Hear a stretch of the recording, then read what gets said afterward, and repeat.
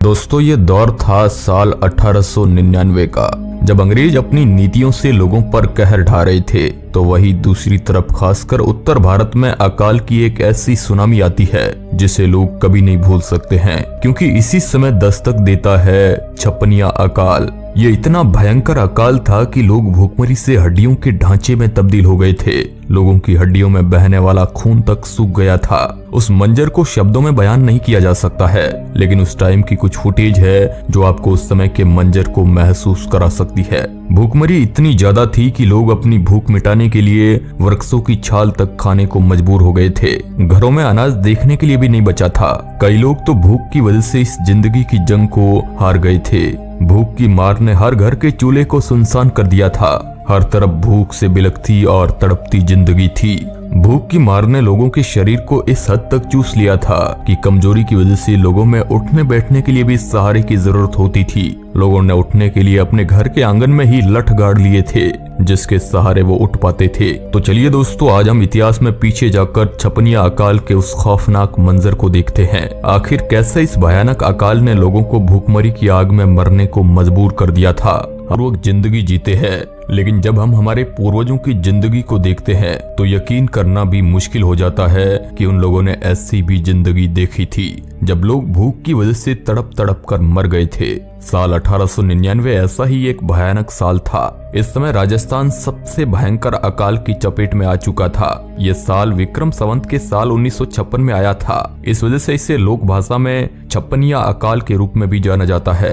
अंग्रेजों के गजेटियर में यह अकाल द ग्रेट इंडियन फेमिन 1899 के नाम से दर्ज है। छपनिया अकाल ने सबसे ज्यादा राजस्थान में तांडव मचाया। उसके बाद गुजरात, पंजाब, मध्य भारत के क्षेत्र को भी चपेट में ले लिया था। यह अकाल की एक ऐसी आंधी थी जिसकी वजह से चारों तरफ सूखे ने घेर लिया था। लोग बादलों की तरफ देखते रहे, लेकिन उस तपती रेत में भला बादल कहां रहम करने वाले थे। साल 1899 में उत्तर भारत में बिल्कुल भी बारिश नहीं हुई थी। उस समय राजस्थान और आसपास के क्षेत्र में बारिश ही लोगों का एकमात्र स्रोत था।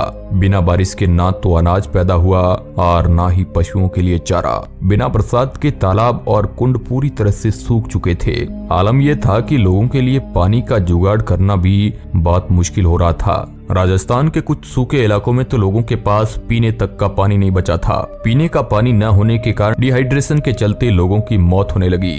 इस अकाल की वजह से अनाज, जल और पशुओं के लिए चारा तीनों पूरी तरीके से खत्म हो गए थे, जिसकी वजह से हजारों लाखों लोग पलायन को मजबूर हो गए थे। सूखे की मार झेलता राजस्थान और ऊपर से ये कड़ाके की गर्मी लोगों को जीते जी मार रही थी। मरुस्थल के 50 से 52 डिग्री सेल्सियस के तापमान में भूख और प्यास से पलायन करते कई लोग तो रास्ते में ही मारे गए थे। इस समय अनाज की कितनी अहमियत थी ये उस समय के लोगों से बेहतर कोई नहीं जानता है। अनाज की किल्लत इतनी ज्यादा बढ़ गई थी कि लोगों के घर स्टॉक में छुपा रखे अनाज की चोरियां होने लगी।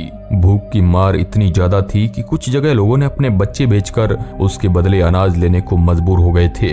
भूख की आग में रिश्ते नाते झुलस गए थे।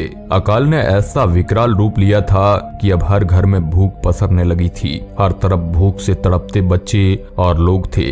अब शायद ही राजस्थान का कोई ऐसा इलाका बचा था जो इस भूखमरी की आंधी की चपेट में आया ना हो। रात दिन की भूख ने बच्चे, बुजुर्ग और जवान सबको एकदम कमजोर बना दिया था। बहुत सारे लोगों ने तो इस भयानक भूखमरी में जीते जी दम तोड़ दिया था। इस अकाल की मार ने लोगों की जिंदगी के पहिए कुछ इस कदर जाम कर दिए थे कि लोगों का बस हड्डियों का केवल ढांचा बचा था। उनके शरीर का मांस तो मानो किसी ने खींच लिया हो। एक एक दिन सबके लिए भारी पड़ रहा था। रात दिन सबकी एक ही चिंता, रोटी, पानी, चारे का जुगाड़ कहां से और कैसे करे। कुछ लोगों ने तो एक तरीका निकाला कि एक दिन खाना खाकर एक दिन ऐसे ही रहा जाए। उस समय लोगों के लिए भरपेट खाना तो एक इतिहास की बात बनकर रह गई थी। लोग भूख के मारे पेड़ों की छाल को पीसकर खाने को मजबूर हो गए थे।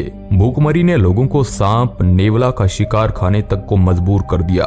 यहाँ तक कि कुछ मनुष्य नरभक्षी हो गए। जिंदा रहने की जिद में उन्होंने वो सब कुछ किया जो करना संभव हो सकता था। भूख की मार कैसी होती है ये कोई भूखा ही जान सकता है। एक किस्सा है छपनिया अकाल का। छपनिया अकाल में एक किसान ने असहनीय भूख से परेशान होकर खेजड़ी की सांगरी के बदले अपनी पत्नी तक को बेच दिया।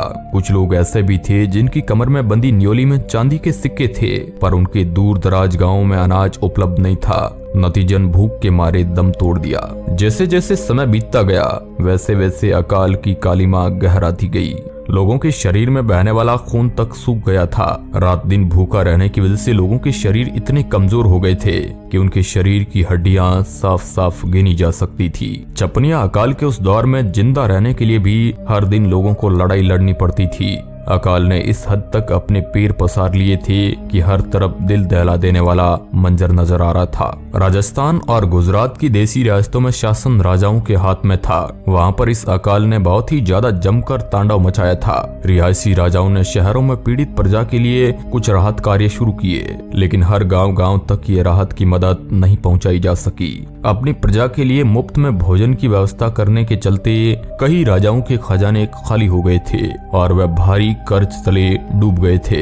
यहाँ तक कि राजाओं के आदेशों से सेठों ने भी अपने अनाज के भंडार खोल दिए, लेकिन भूखमरी की इस भयानक त्रासदी के सामने ये सब कुछ काफी नहीं था। इस दौरान साल भर के अंदर भूख और प्यास से लाखों लोगों की मौत हो गई। साल 1899 में भारत के वायसराय के पद पर लॉर्ड कर्जन थे, जिन्हें उसी साल नियुक्त किया गया था। और उसी साल इस अकाल में ब्रिटिश सरकार के सीधे अधीन प्रदेशों में अकाल से प्रभावित लोगों के लिए कुछ राहत शिविर खोले गए, पर उनमें लगभग 25% लोगों को ही सीमित राहत मिली। और एक तरफ ऐसा भी था, उस समय कुछ क्रूर शासक दया दिखाने के बजाय मजबूरी का फायदा उठा रहे थे। भूखमरी में रोटी के बदले मजदूरी करने को लोग मजबूर हो गए। कई जगह मजदूरों को केवल 2 बाजरे की रोटी और 1 प्याज के बदले सेठों और रजवाड़ों ने अपने लिए गढ़ और हवेलियां बनवाई। शहरों की तुलना में इस अकाल ने गांव में ज्यादा कोहराम मचाया था, क्योंकि शहरों में कुछ दानवीर धनवान सेठों ने बावड़ी कुएं खुदवाकर खुद के लिए हवेलियां रोटी के बदले बनवाकर भूख से त्रस्त लोगों की सीमित राहत पहुंचाई। भूखों को चने बांटे गए ताकि उसे चबाकर भूख को दिलासा दे सके, लेकिन ये राहत भी कुछ ही जगह पर और सीमित समय के लिए दी गई। शहरों के आसपास के कुछ गांवों में भी सेठों ने कुएं और जोहड़े खुदवाकर कुछ राहत प्रदान की। इस भयंकर अकाल ने पशुओं तक को भी नहीं बख्शा था। वीरान पड़े वो खेत जिनमें आंधियों के अलावा कुछ नहीं था, जिस वजह से चारे पानी के अभाव में असंख्य मवेशियों ने दम तोड़ दिया था। भूख से तड़पते हजारों पशुओं की जान चली गई। खेतों और गांवों में हर तरफ हड्डियों के ढेर लग गए थे। इतने भीषण अकाल के कारण कुछ लोग अपना सब कुछ घर बार छोड़कर अपने पशुओं को लेकर पलायन को मजबूर हो गए थे। यहाँ से लोग अपने मवेशियों को लेकर पैदल ही मालवा, आगरा और मऊ की ओर रवाना हो गए। मालवा आदिवासी और किसानों के बाहुल्य वाला पश्चिमी मध्य प्रदेश का हरा भरा भूभाग है। बदकिस्मती से मालवा भी छपनिया अकाल की चपेट में आ गया था। उस दौर में कुछ लोग वहां जाकर वहीं बस गए, जिनमें सबसे ज्यादा मारवाड़ के लोग थे। बहुत से परिवार आपस में सदा के लिए बिछड़ गए। बेटे का माँ बाप से बिछड़ जाने की कई मिसालें हैं। छपनिया अकाल ने इतने व्यापक स्तर पर त्रासदी मचाई थी, जिसका अनुमान आप इस बात से लगा सकते हैं कि साल 1908 में भारत के इंपीरियल गजेटियर में छपे एक अनुमान के अनुसार इस अकाल से अकेले ब्रिटिश भारत यानी सीधे अंग्रेजी हुकूमत द्वारा शासित प्रदेशों में 10 लाख लोग भूखमरी और उससे जुड़ी हुई बीमारियों से मौत के मुंह में समा गए थे। कुछ इतिहासकार ऐसा भी मानते हैं कि आंकड़ा 40 से 45 लाख तक पहुंच गया था। उसमें उस समय के रजवाड़ों में इस अकाल की वजह से हुई जनहानि की संख्या शामिल नहीं है। एक अनुमान के अनुसार राजस्थान के उस समय की रियासतों की जनसंख्या का 25% जनता इस अकाल से मौत की ग्रास बन गई थी। छपनिया अकाल ने हमारे पूर्वजों को कितना दर्द दिया था, इस बात को हम केवल कहानी में ही सुन सकते हैं, क्योंकि तब के हालात और आज के हालात बहुत अलग है। जरा कल्पना करो कि एक पल की रोटी के लिए लोग तड़प तड़प कर मर गए। वैसा मंजर कितना भयानक होगा, लेकिन फिर भी हमारे पुरखों ने हार नहीं मानी। भूख, प्यास, हारी बीमारी, प्राकृतिक विपदा का सामना हिम्मत से करते थे। उन्होंने अपने मन को समझा लिया था कि जिंदगी में सुख दुख तो आता रहता है, ये भी एक दुख की घड़ी है, गुजर जाएगी। मगर ये दुख की घड़ी लाखों लोगों को अपने साथ ले गई, और वह भी उन लोगों को इतनी बर्बरता से ले गई थी कि जिनकी कल्पना भी नहीं की जा सकती। मगर हमारे पूर्वज छपनिया अकाल के दौर में संयम को सारथी बनाकर जिंदगी की गाड़ी को दुर्गम रास्तों से खींच कर लाए। भूख पर नियंत्रण करना सीखा, भूख को सहन करना सीखा, भरपेट खाने की आदत को तो त्याग ही दी, ताकि पिछले साल जो अनाज बचा था उससे ज्यादा दिन तक काम चलाया जा सके। तो दोस्तों, यह था वो भयानक छपनिया अकाल जिसके बोझ तले लाखों जिंदगी मौत के मुंह में समा गई थी। अब इसे लेकर आपकी क्या राय है, हमें कमेंट बॉक्स में जरूर बताएं। वीडियो के अंत तक बने रहने के लिए आपका बहुत बहुत धन्यवाद।